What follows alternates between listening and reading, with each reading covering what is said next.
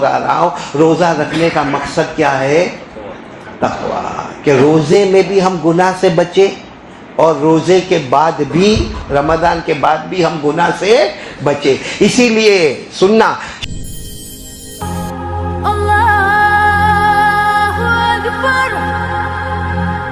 رکھے یا 30 روزے رکھے، جیسا چاند کا معاملہ تھا.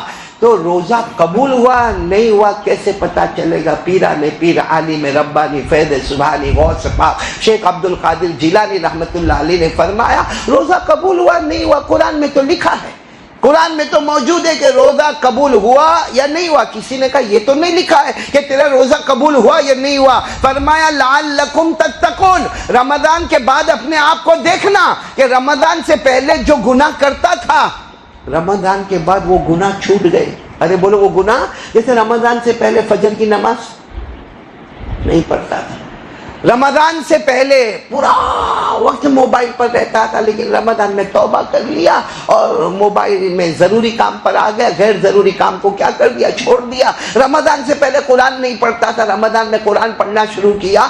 اب رمضان کے بعد آفٹر 29 یا 30 روزہ اب ہم کو دیکھنا ہے کہ زندگی میں بدلاؤ آیا یا نہیں آیا. شیخ عبد القادر جیلانی غوث پاک فرماتے اگر بدلاؤ آیا سمجھ لے اللہ نے تیرے 30 کے 30 روزے کو قبول کر لیا ہے.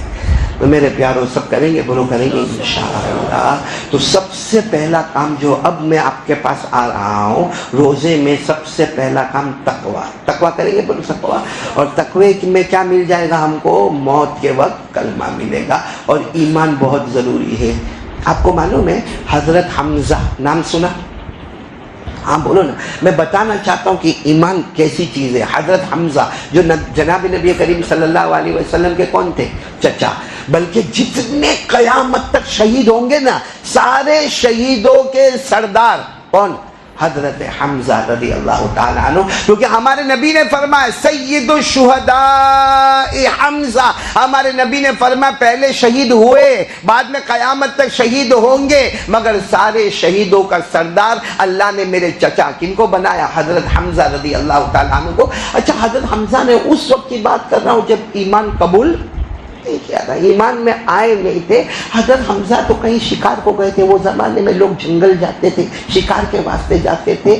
اور یہاں معاملہ کیا ہوا؟ یہاں معاملہ یہ ہوا کہ ہمارے نبی کعبے کے پاس پہنچے صلی اللہ علیہ وسلم، اور ہمارے نبی نے کچھ تقریر کی، کچھ وعظ فرمایا، کچھ نصیحت فرمائی، لا الہ الا اللہ پر کچھ باتیں کہی. ابو جہل نے آ کر ہمارے نبی کو بہت گالیاں دی، بہت مارا. ابو جہل نے بہت مارا ہمارے آقا صلی اللہ علیہ وسلم کو، بہت گالیاں دی. حضرت حمزہ تو شکار کو گئے ہوئے تھے اور ایمان اسلام سے ان کا کوئی لین دین نہیں تھا. وہ تو حضرت حمزہ جب شکار کر کے واپس آ رہے تو کسی نے کہا آپ کے بھتیجے کو بہت مارا گیا. کہا کون مارا میرے بھتیجے کو؟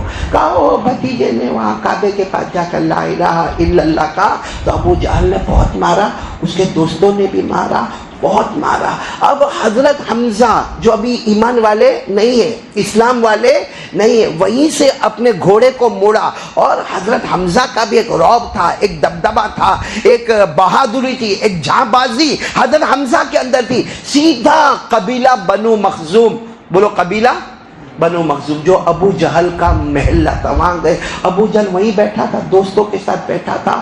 حضرت حمزہ کے ہاتھ میں ایک لوہا تھا، حضرت حمزہ نے لے کر وہ لوہا ابو جہل کو جو مارا، ایسا مارا کہ اس کا سر پھٹا، لہو لہان ہوا. اور حضرت حمزہ کو قبیلہ بنو مخزوم میں دیکھ کر ابو جہل بھی گھبرایا اور جتنے دوست تھے سب بھاگے. حضرت حمزہ وہاں سے واپس چلے. بولو حضرت حمزہ وہاں سے واپس چلے، سیدھے ہمارے آقا محمد رسول اللہ صلی اللہ علیہ وسلم کے گھر پر آئے. دروازہ کھٹکھٹایا، بھتیجے دروازہ کھول، او بھتیجے محمد دروازہ کھول، تیرے چچا حمزہ دروازے پر آئے ہیں. خیر دروازہ کھولا گیا، حضرت حمزہ آئے اور کیا کہا معلوم؟ بھتیجے فکر مت کر، انتقام لے کر آیا ہوں. بھتیجے فکر مت کر، انتقام لے کر آیا ہوں. میں نے سنا، میں تو شکار کو گیا تھا، میں آ رہا تھا، میں نے سنا ابو جہل نے بہت گالیاں دی، اس کے دوستوں نے بہت گالیاں دی اور انہوں نے تمہیں مارا ہے. فکر مت کر بھتیجے، محمد فکر مت کر، میں شکار سے واپس آیا، اپنے گھر نہیں گیا، پہلے قبیلہ بنو مخزوم میں گیا، وہاں ابو جہل کو بھی مارا، اس کے دوستوں کو بھی بھگایا، اور یاد رکھنا یہ تیرا چچا زندہ ہے، آئندہ بھی میرے بھتیجے پر کسی نے انگلی اٹھائی تو چچا حمزہ وہاں پر کیا کرے گا؟ انتقام لے گا۔ میرے دوستو، ہم ہوتے تو گلے لگ جاتے کہ نہیں لگ جاتے؟ ارے بولو نا، ہمارے نبی رونے لگے، بہت روئے۔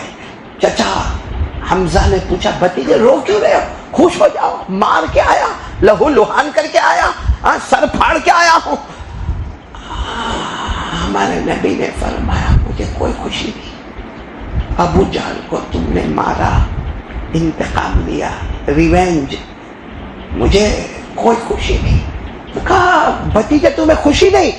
خوشی تو اس وقت ہوگی چچا جب تم کلمہ پڑھ لو گے، لا الہ الا اللہ محمد رسول اللہ، مجھے تم کسی کو مارو، میری طرف سے انتقام لو، میری طرف سے کسی کو گالی دو، مجھے خوشی نہیں۔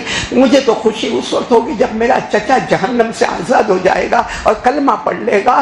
حضرت حمزہ نے کہا، میرے بھتیجے اگر اسی میں خوشی ہے تو بلاؤ، سب کو بلاؤ، آج سب کے بیچ میں اعلان کرتا ہوں، اشہد ان لا الہ الا اللہ واشہد ان محمد رسول اللہ۔ بتاؤ ہمارے نبی کو کس سے محبت تھی؟ ایمان سے۔ بولو کس سے محبت تھی؟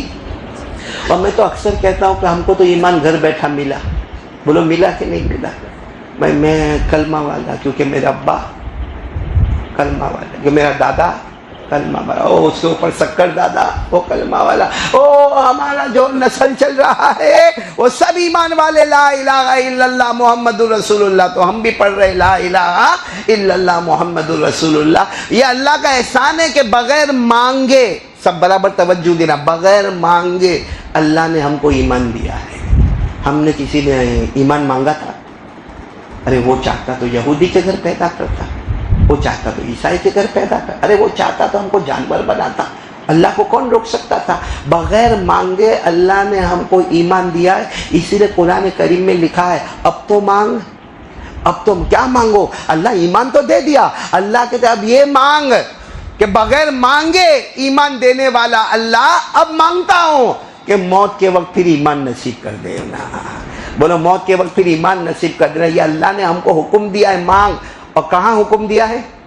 قرآن میں، پارہ نمبر 3، بولو پارہ نمبر 3، سورہ آل عمران، بولو سورہ آل عمران۔ اللہ نے فرمایا یہ دعا مانگ، ربنا لا تزغ قلوبنا بعد اذ ہدیتنا وہب لنا من لدنک رحمہ انک انت الوہاب، ربنا انک جامع الناس لیوم لا ریب فیہ ان اللہ لا یخلف المیعاد۔ اگر اتنی لمبی دعا یاد نہ رہے نا، صرف اتنا مانگنے کا، ربنا لا تزغ قلوبنا بعد اذ ہدیتنا، یہ یاد نہ رہے، اس کا ترجمہ اللہ بغیر مانگے ایمان دینے والا اللہ اب مانگتا ہوں کہ موت کے وقت پھر مجھے کلمہ نصیب کر دینا۔ میرے دوستو ایمان بہت ڈھونڈ ڈھونڈ کر ملا ہے، ہم کو بغیر ڈھونڈے اور بغیر مانگے۔ ایک بات آپ